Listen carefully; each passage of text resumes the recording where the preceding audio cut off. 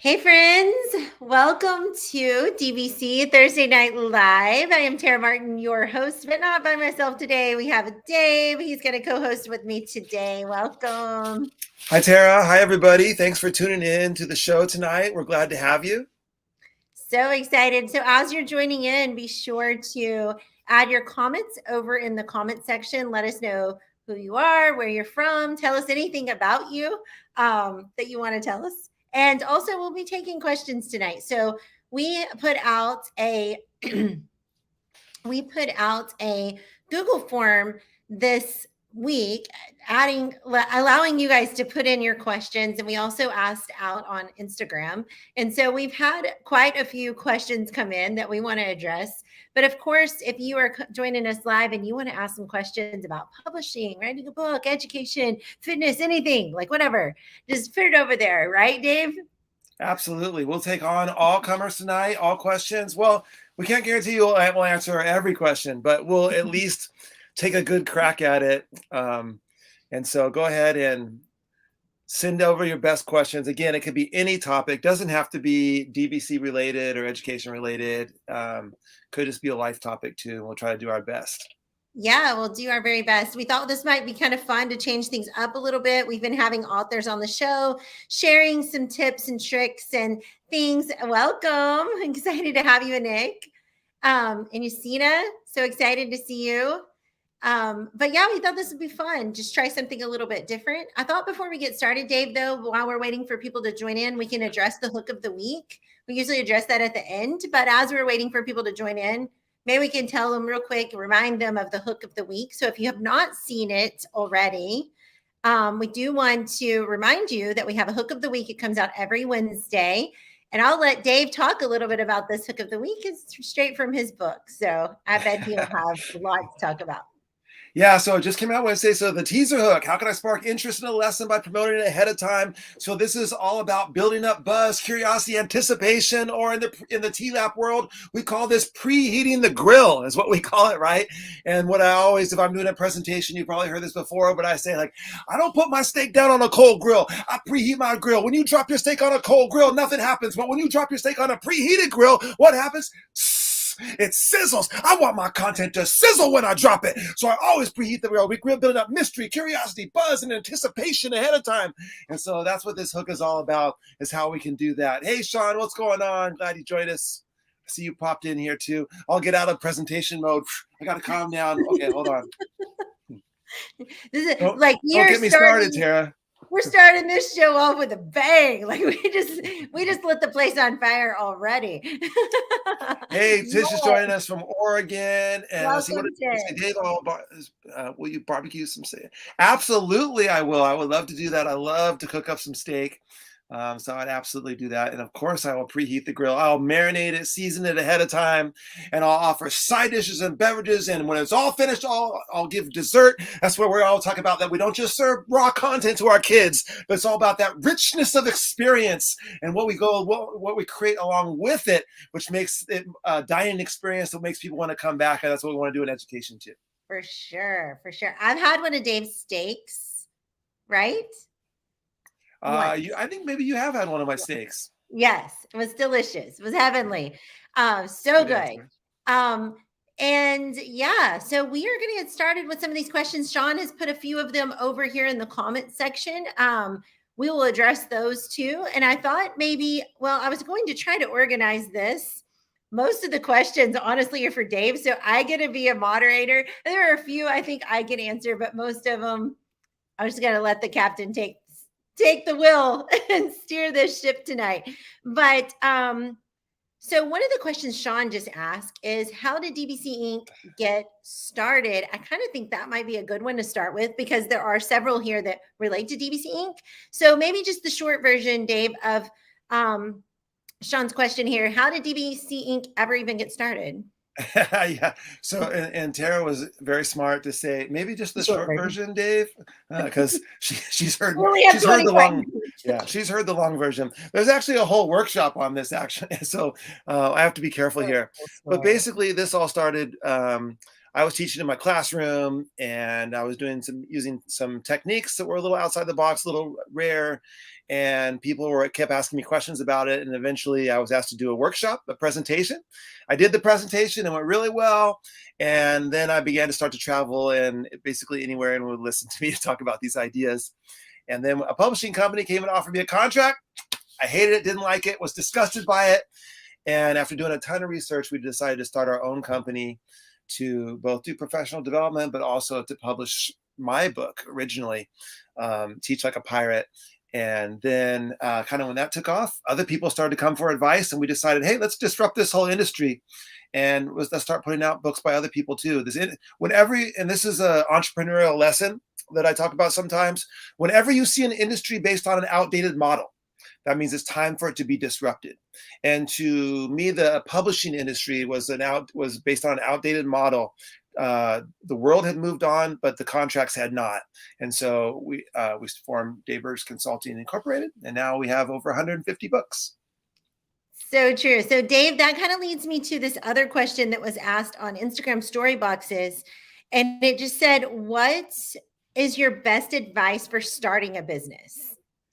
Okay, first of all, I want to address Amanda. I love what Amanda said. In my kinder class, I call them tickles, not teasers, because we don't tease. I like that. So thanks for throwing that in there, Amanda. So the tickles instead of the tickle hook. So anyway, I'm not sure that that's going to be appropriate for my book, but anyway, for the older kids, maybe not. Yeah, it's interesting. For the younger kids, maybe teaser, not so much. For the older kids, maybe tickle, not so much. So anyway, yeah. So my number one best advice for starting a business would be this, and this is a phrase that comes from Tim Ferriss. He's the author of the 4-Hour Work Week and a few other great projects. He has a great podcast. And basically what he says is that a great way to become an entrepreneur is to scratch your own itch. In other words, that if you are frustrated with something, if you are upset about something, if there's some problem that you are facing, you are the perfectly situated to solve it, because you know the situation that you're in, and you can guarantee that if you have a certain problem, there's probably lots of other people that have that problem as well. And so a lot of entrepreneurship is born out of frustration. So entrepreneurs are often frustrated with the status quo, and then rather than living with that, they decide to create something else to solve that problem. And so when I saw the book contract that was offered to me for Teach Like a Pirate, I was disgusted. I always tell the story. I went in my hotel room, I Googled publishing contracts because I thought she was trying to cheat me. And then I realized she wasn't. That's how they were set up. And so after doing a lot of research, we decided it did not need to be set up that way. I wanted to have creative control. I wanted to have a larger percentage of the royalties. I wanted to have be able to decide on what my cover looked like. All these different things that I wanted that were problems in the traditional publishing world, I solved for myself. And then we realized, oh wait, there's lots of people out there that don't want to sign these publishing contracts and don't want to get some little tiny small percentage of their earnings and royalties, don't want to lose creative control, don't want to lose their intellectual property rights. And so we offered that same model to other authors and have never looked back since. And so it all came out of my personal frustration and out of my wanting to scratch my own itch and solve a problem that I was seeing. And so I think that's a great way to start as an entrepreneur, is to solve one of your own problems and then offer that solution to others. I love it. I think I'm going to continue on the business line. We have one more question on the business line. Now I see your questions about books, and the next question in the queue over here is also about books. So we're going to address those too. But if you have more Q&As, drop them in. Yes, you are totally welcome. Anytime you think of something, we're going to try to link. I'm trying to link them up by topic a little, but maybe that won't continue. But the next question, Dave, was so you talked about how you started the company. You talked about, how others can start, potentially start a company, and why it actually works is when they're solving a problem and they're fixing something that seemingly broken out there in the system and making it more fitting for them and others. The next question would be, after you've already developed your company, And it says, Dave, how did you develop a Dynamite DBC team? I agree with that. I think Dave asked me if I wrote this question, but I didn't. And doesn't transfer to the school system. So I'm guessing that means, however Like you decided hiring. to develop this team, does that kind of transfer to like either hiring or teaming up students or whatever in the school system? Yeah. Okay. So yeah, when this question came in, I did say, Tara, did you put this question in about about how did you develop such a great team? Yeah. So I like anyway, so we do have a fantastic team, and we are 4, sometimes 5 strong, and we all have our strengths. And so, of course, I do what I do, and there's Shelly who does what she does wonderfully, and she is one of the ones that is one of the primary reviewers of manuscripts and people that submit proposals to us, plus does a whole lot of stuff on the back end as well, and is an author, presenter as well. And then we have 2 very key teammates. One of them is Wendy. Wendy is behind the scenes making everything go. And so anything that you don't see, pretty much you can probably assume that Wendy has her hands on it. And that is things like all the financial stuff and, royalty reports and book orders and booking speakers and all that kind of stuff. Wendy controls all that. She's amazing at it. She's wonderful, and she's irreplaceable, actually. Yeah. And then of course, what you see Tara. What you see Tara do with like hosting our Facebook lives and all of that, creation of that. You see her beautiful graphics that she creates for the books is just like a little small piece of what Tara does as well. And so Tara is behind the scenes. She's meeting with our authors. She's helping to doing content coaching with our authors before they even have their book out. She's meeting with them and talking to them about promotions. And she runs our DBC University, like our online. She created our whole online university program of online classes. And so she also is doing an unbelievable number of things on the backside that you're not seeing. Runs the DBC Twitter account, all that kind of things like that. So both Wendy and Tara they're absolutely irreplaceable for Shelly and me. So and how do I find them? Yeah. How did you decide that team? And also, Dave, maybe we can just lump in the one that asked why I was the only one, if I was the only team member that was not based out of San Diego, but that's not really totally true because we have the editing team too.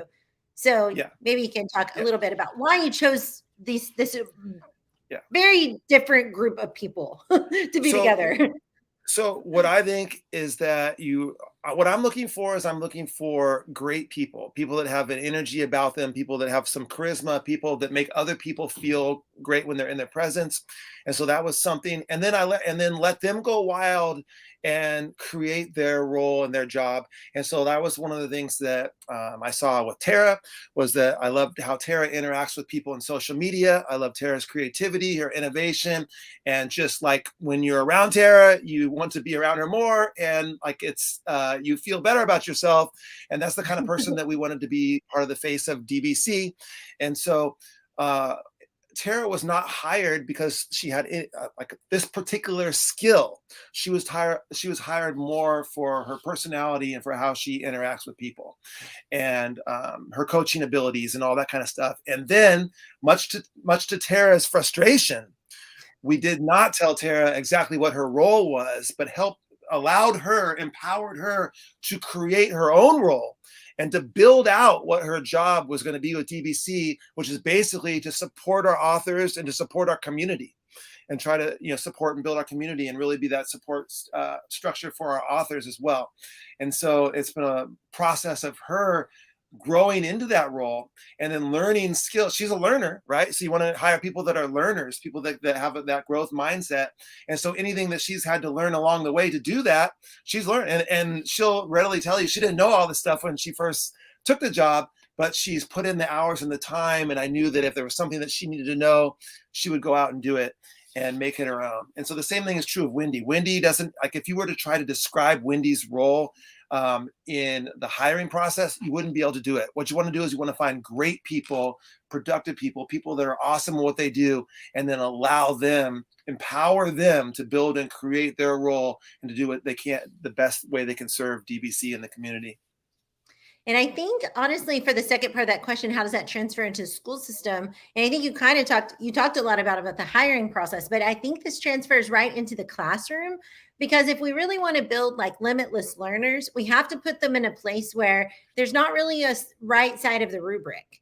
There's not really the right side of a rubric of this project. It's you need to go create something that's actually going to serve a purpose. And that's exactly, I was in this place and people, literal people, depended on me to do the work, right? So I had a real purpose to have to figure it out and learn it and do it.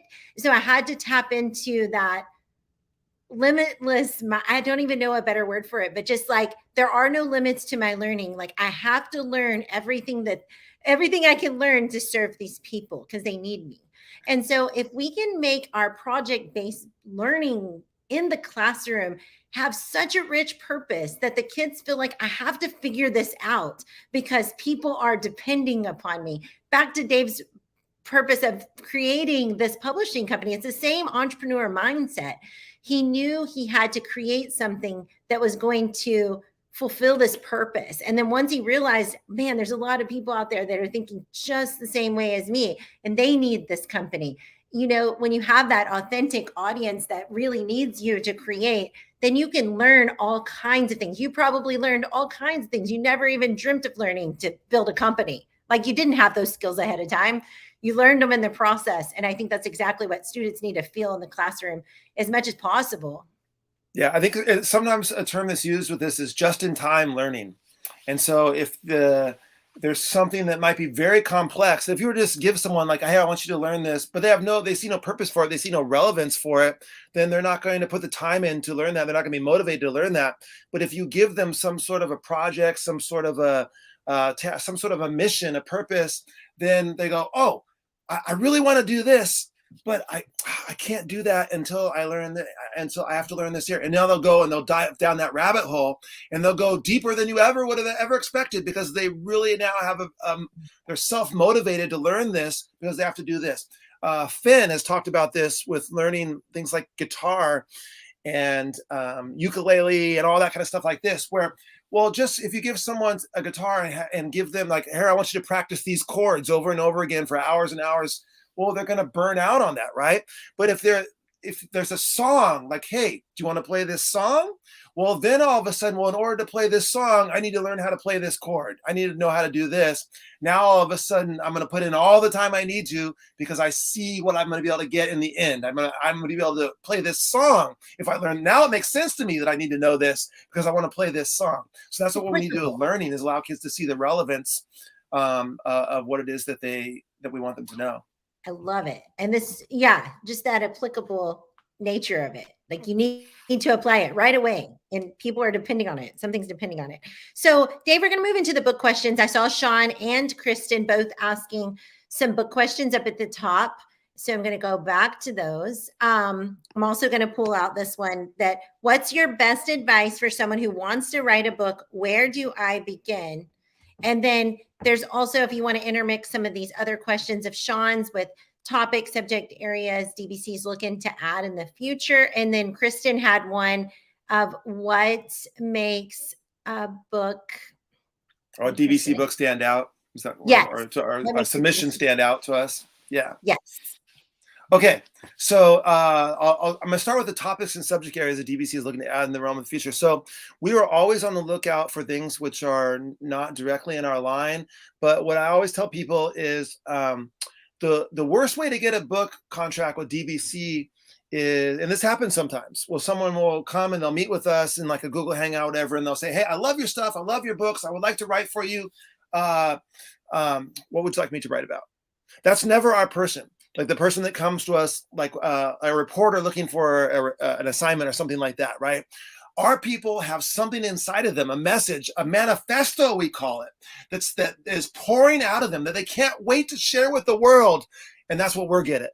That's what we're good at. We're good at amplifying messages, right? And so we're looking for people that have a strong message, a powerful thing that they want to share with the world. And then we help them do that and maintain their voice and help them amplify it, right? And so we don't have any particular subjects but we take on all subjects when we see them, and then we're looking for those manifestos. And that goes to what stands out to us too is, I get in trouble for saying this sometimes, so I shouldn't say this on a live, but I'm going to say it. A lot of our authors are a little crazy. And I put myself in that category. In other words, that we are abnormally wound up about our message. That scares some people. But when we see that, we say, that might be one of our people. Like that might be like that person might be a DBC person, right? Like they can't shut up about their stuff. Like they're pretty wound up about what they do. We love those people. Those are people that have manifestos inside of them. Manifestos are word. I tell people this all the time. Manifestos are word that gets a bad rap, because when you usually hear it, it's like when a serial killer leaves one behind. Like they say, hey, they killed 12 people and left a manifesto in the basement, their mom's house or something like that. No, but we look in the positive sense. This is your mic drop. This is your legacy. This is your moment. This is your TED talk to the world in a written format. Like, what do you want to share with the world? And that's what we have. We want people with manifestos inside. And then the best way to start, I don't want me to go right into the best way to start a book. CrossFit like a pirate. Oh my goodness. So it'll be called CrossLap. CrossFit like a pirate. Yeah. So if you are looking to write a book, this is another thing I tell people all the time. The hardest way to write a book is to open up a Word document or a Google Doc and say like, okay, page 1. That's not the way a book works. The first thing that you do if you want to write a book is you go into a massive curation phase, and you start to curate the writing that you've already done, whether it's blogs, maybe you've done professional development, workshops, and you curate all of your best stuff, all your best ideas. What do I do in my classroom that's unique and different and very successful? And you start to write those things down, and you start to build out what I call buckets. Like, oh, here's some quotes that I love that quote. I'm going to take that and put it in my quote bucket. All right. Oh, this is a lesson that just really hit with kids. Throw it into my lesson, but my student engagement bucket. And here's something I do with that in my professional development workshops around creativity. And you start to develop these buckets, and pretty soon these things start to fill up, and you're like, oh, wait a second. I created this kind of like bucket over here, but I never put anything in it. Maybe that's not a bucket. And all of a sudden this bucket over here has got so much stuff. You're like, oh, actually that's probably 2 buckets. I think I can see how this separates into 2 chapters or whatever. And each of those buckets might be a section of your book. And then what happens is the book starts to build around you. And at any moment you say, I'm just going to write out that part of it. That lesson, I'm going to write out what I think was why it was so successful. And you flesh it out. You write it out. It doesn't have to be in any order. And then the book starts to build around you. And pretty soon you have more stuff than as a book. And your problem now is cutting stuff out. And then in the end, it's more about putting it together like a jigsaw puzzle. Now you have all these pieces, and now you get to say, okay, let me see if there's a pattern here. Let me see if there's some way that this could all fit together. And then you have the art and the fun of putting together the jigsaw puzzle and to make it into something that is holistic. And so that's a much more appropriate way to create a book than to try to like sit down and just start writing paragraphs from chapter 1. And then the other thing I would always tell people too is if you have not been writing or speaking about your topic, you need to do that first. So don't come to us and say, I want to write a book and then go speak about it. Because from what I'll tell you is, no, go speak about it and then write a book. Because then you get to see with a real authentic audience whether or not it hits, what resonates, what doesn't resonate, what questions do people have afterwards. Oh, I need to flesh that out. And you start to see, again, all these things are important to do on the front end. And also get involved with communities early. Don't like write a book and then show up on Twitter for the first time and be like, hey, I've got a book, buy it. No, you should be interacting and connecting and building communities and a contributor and a sharer on the front end of your book. And then you'll tap into that spirit of reciprocity eventually if you have something to offer down the line. Boy, that was a lot. I'm sorry. That was awesome. I think it was perfect. And I couldn't describe it any better. I think that's exactly the advice he gave me, and I took it, and it really does help. So Dave, I'm going to come at you with a tough one. What about when are you going to write your CrossFit? I see a question here. When you're going to write your CrossFit book? I know. Is that going to happen? It, Dave. I need to pitch it to you. I'm telling you what, I can easily align CrossFit class to a perfect classroom, but I'll spare you guys. I see that you have Liz Boswick in here, and Liz would probably agree with you. Liz would read it. Yeah. I'd probably just have this many readers. Tish does a little CrossFit too, so we have a few CrossFitters in here. Kristen has a joke. Darn it, never on Twitter. Well, you know what, Kristen, there's a lot of times where I think that maybe you're on the right track by not being on there, to be honest with you. But Yeah. Yeah, it doesn't necessarily have to be Twitter. You just want to get engaged with some PLN, some audience. So, Dave, this is a tough one, and it's still about books. But I thought this. I mean, we take the tough questions along with the fun ones, right? Do you ever turn away? Does DBC ever turn away books that are actually good? And if so, why? Oh, yeah, that's a great question. So, absolutely. So, there have been lots of book projects that have come to us where I love that author. I love their message. I'm connected with them, and we've had to pass on it. And the reasons are so many. I mean, you can't name them all, but I'll give you a few. One is maybe we think that it's too close of a overlap with another one of our projects. We like books that complement each other. We don't like books that compete with each other. We still see ourselves, even though we're bigger and bigger, we see ourselves as kind of a family. And so we never want to put authors in the place of like where a person either has to buy this book or this book, because they're basically, such a big overlap that you're only going to really need one. And so sometimes we pass on projects just because we have something that's already too directly in that space, we feel. Sometimes we pass on projects just as a matter of timing. Like we literally, you know what, we just cannot do another project in this quarter or this 6-month stretch because we're just jammed up and we have things backed up already that we're waiting to release. And so it just came to us at a bad time where we just felt overwhelmed with the number of projects that we had. Sometimes the book that they end up writing turns out to be fantastic, but maybe their pitch wasn't exactly what they submitted, didn't give us a full enough picture of what they actually were going to be able to accomplish with the book. And so then later when we see the book come out, we're like, oh, actually we would have loved to do that book. We didn't know that was the direction that it was headed based on their pitch. So sometimes that happens. And then let's be perfectly honest, sometimes we make mistakes. I'm more than willing to say that there's projects that have come to us that we've said no to that, looking back on it, I think to myself, you know what, we probably should have done that book. But for sure, there's lots of books that come to us that we think are fantastic, wonderful, and deserve to be out in the world that we just, for one reason or another, did not do. And we're always happy to see them pop up with another publisher somewhere. We never have any sense of like, oh, I can't believe that they went to that person. Well, they came to us, and for whatever reason we had to pass. We're ecstatic to see them get their book published in another place if it's not with us. Yeah, I think I know that's a tough question. I know it's hard to like if you're out there and you've pitched a book and you ended up taking it somewhere else because it didn't happen with us. I do know that we are, like Dave described earlier, we're a small team. It's a pretty small team. While we're pretty dynamic, as someone used the word, I mean, we're not superhuman, and you can only take so many projects in a year. So, and most people, once their book is written, they're ready to get it out, and I fully understand that. I'm the same way. The other option, of course, for us would be to do them all, and then we'd have to scale up and hire more people. And, I don't want a building. I mean, I was working all day on my back patio. I usually work either from the back patio or the kitchen table. It's still, even though we have all these books and in social media, we look large, it's a home-based business. Mm-hmm. And we have, it's Shelly, me, Wendy, and Tara, basically.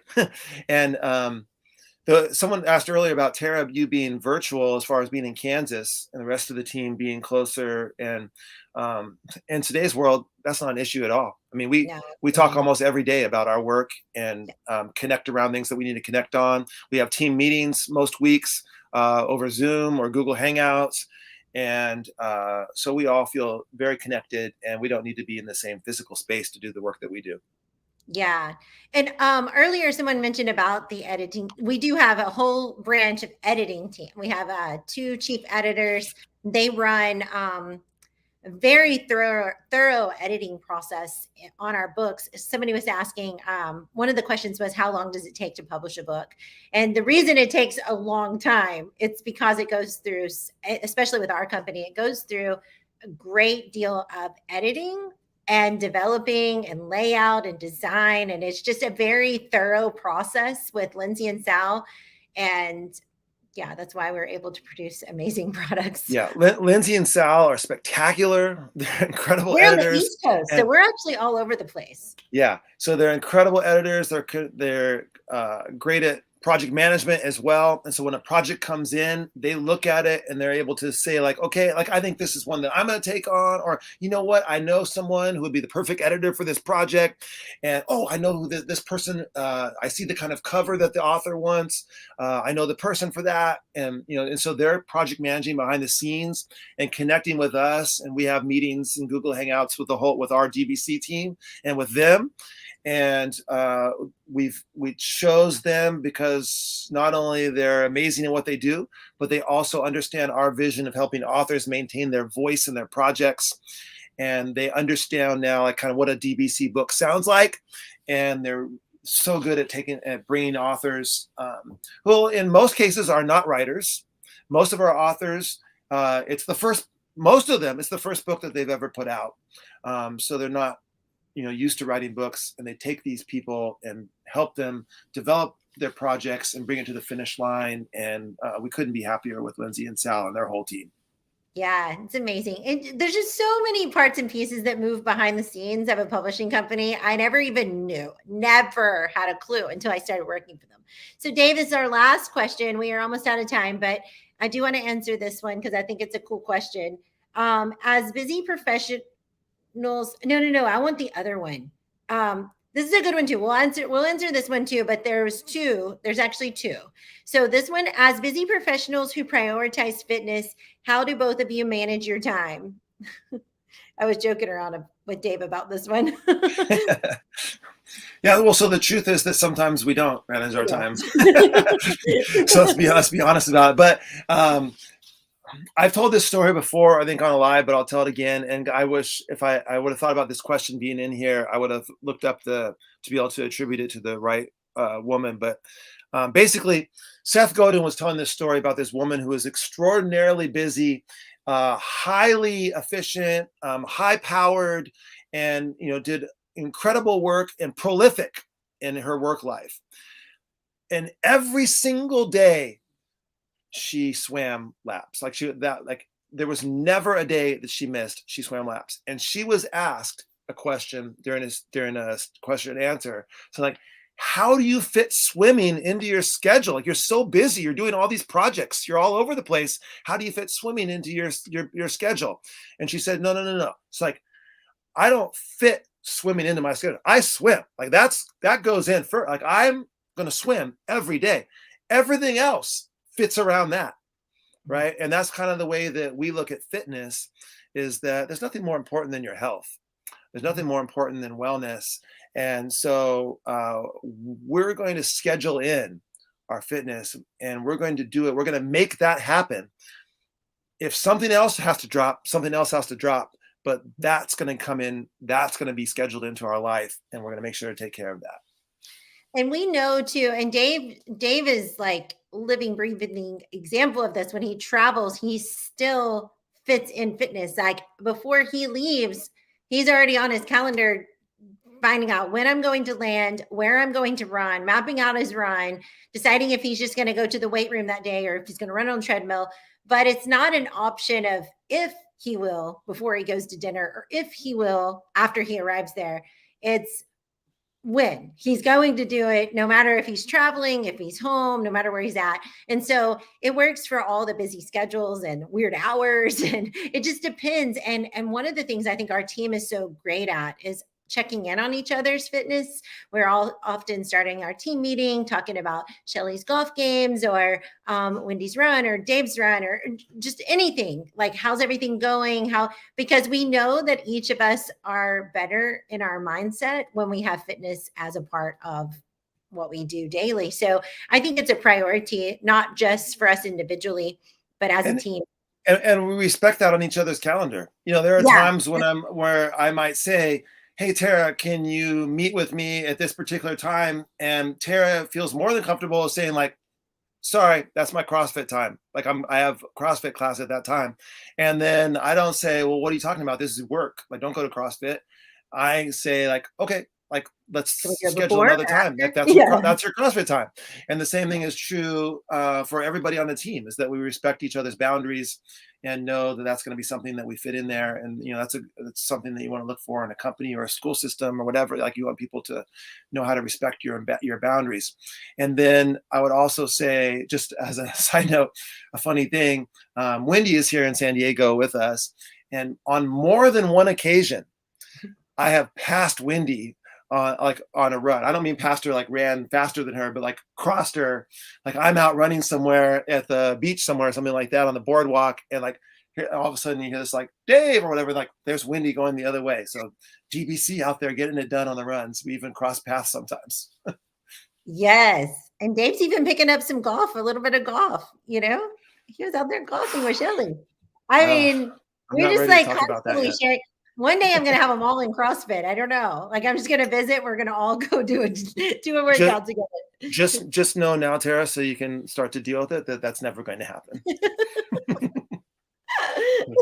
Okay, the last question. Oh my goodness, we are taking all night, but you guys are hanging out with us. I love it. What would you do if you weren't in the role you're in now? And it says both of you in parentheses. Ooh, Tara, I'm gonna let you tackle that first. That's a tough one. That's a tough one. We just told you how much we love our job. Like, why would we not do this? But I mean, I guess in a crazy situation, if this wasn't here, I love teaching. Honestly, I really loved being around children. But I do think in all the different roles that I've been in, something that stands out to me is being a coach, coaching, helping people to know, like, figure out their current reality, where they're at right now, and asking them or helping them to get to where they want to go. That works in the role I'm in now with authors. It also works like when I was working with teachers as an instructional coach and as an administrator.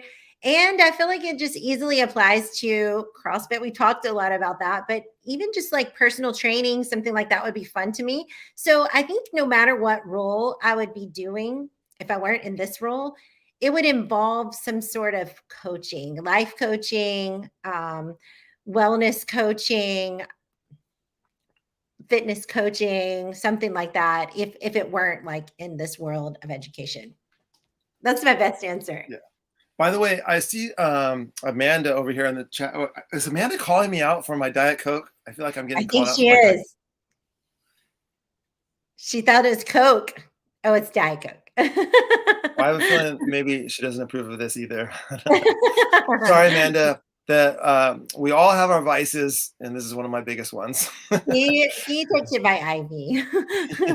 Yeah, so I am a Diet Coke addict. I will admit that. So all that talk about wellness and fitness, I still have yet to tackle my Diet Coke addiction. That's all right. It's all right. We all have our thing. Yeah, I knew that she wasn't going to approve of the Diet Coke either.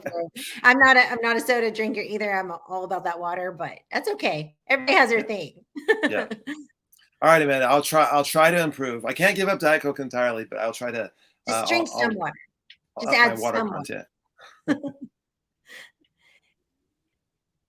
All right, Dave, are you going to tackle that question or no? The one about what I would be doing? That's such a tough one. It is.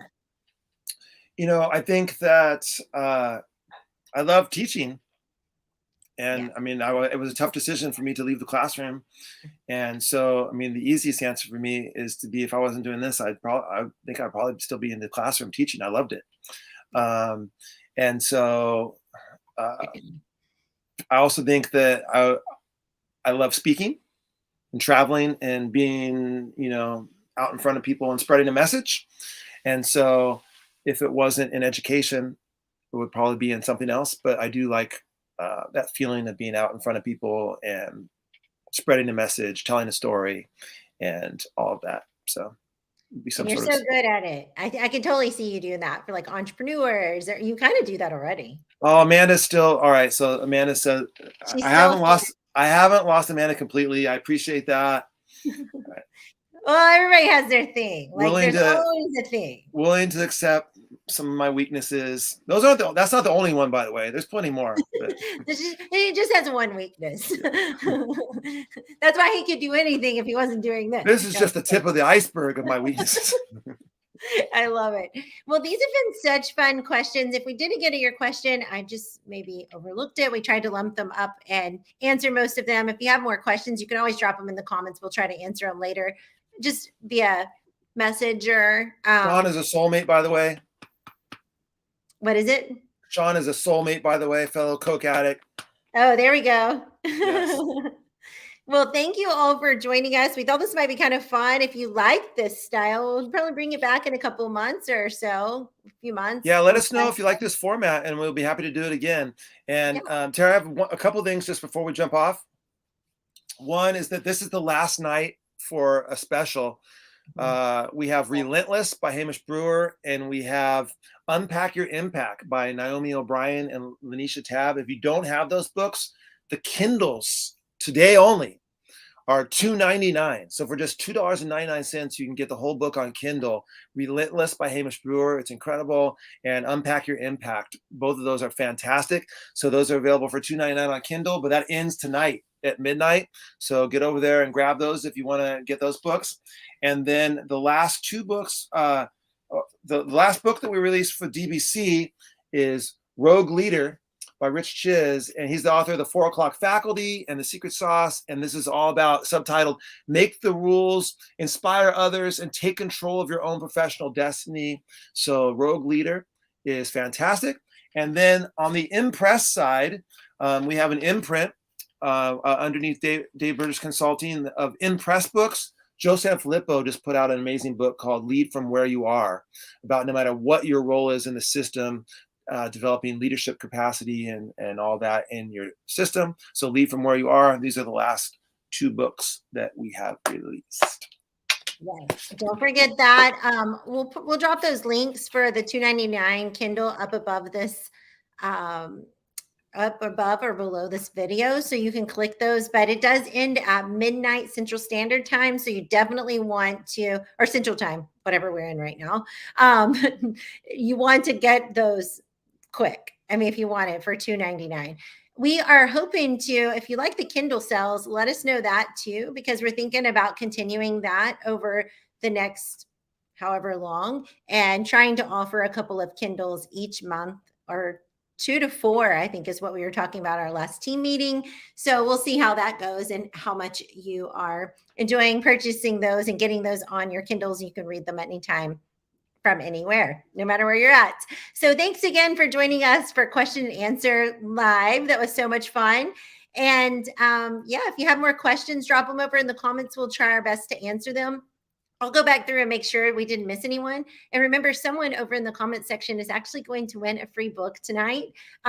We will be choosing that winner tomorrow. So if you're commenting on the replay, please do comment over there. We will choose a winner, and you'll get to choose from any of the books, including some of the ones Dave just mentioned, in our DBC Inc. bookstore. You can click and choose any of those books, and we'll tell you how that works if you are chosen as our winner tonight. So we'll see you next Thursday, same place, same time, different guest. And yeah, let us know if you like this style. Bye, everybody. Bye.